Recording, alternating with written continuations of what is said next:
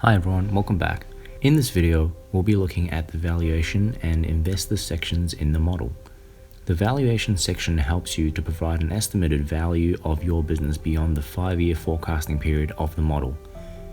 We've covered off some basic valuation concepts in our last video. Again, if you have no interest in the value of your business because you plan to own and operate it in the foreseeable future, please skip ahead to the investor assumptions section of this video. First, let's set a discount rate for your business. This is the return used to discount investor or owner cash flows, bringing them to a present value or an amount someone might pay for your business today. Let's set that at 15%. Next, let's pick a valuation methodology for year 6 onwards. Let's pick the EBITDA multiple approach, and let's set this at 5 times. The revenue multiple approach works the same way. Whereas if you selected the discount cash flow approach, you'll need to enter a discount rate past 5 years and also an anticipated long-term growth rate. Next, let's look at the investor assumptions. This section helps you work out the ownership of your business.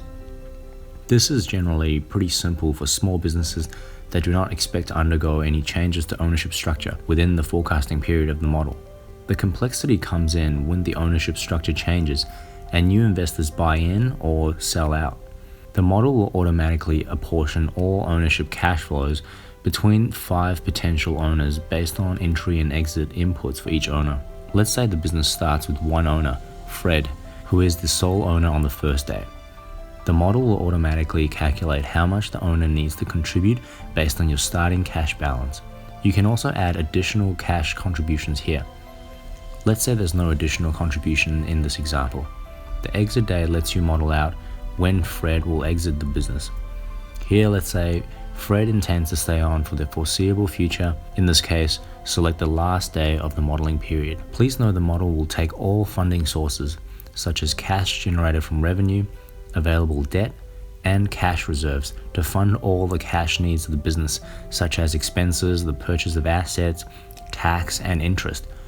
Now, if there's not enough cash in all the different funding sources, the model will automatically assume the owners will contribute additional funding to meet the shortfall. Call it a forced equity contribution. It is different to the voluntary contribution you are inputting here. Now, the forced equity contribution is a key output you'll need to look at because it basically shows you the cash shortfall of your business. More on this later. Back to the model. Let's say Fred manages to get Eric, an angel investor, to come into the business after year 1. Eric acquires 20% of the business. By this time, the business has grown a significant amount, and to acquire the 20%, Eric had to put in $100,000. Eric also stays on for the foreseeable future. The model will automatically reduce Fred's holding by 20% to give to Eric. Things get complicated if Fred was not the only founder. Say he started with Sally, who had 20%, but Sally decides to leave after around 2 years. In this case, what will happen is the model starts with Fred and Sally having an 80-20 split between them.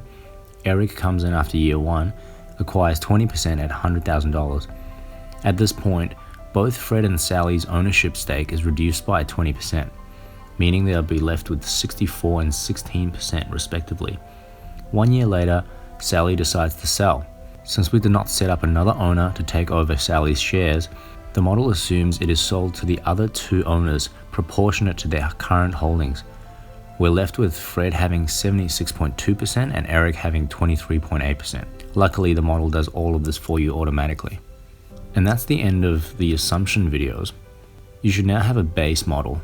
Unfortunately, the work is not done, but hopefully the next part is more fun.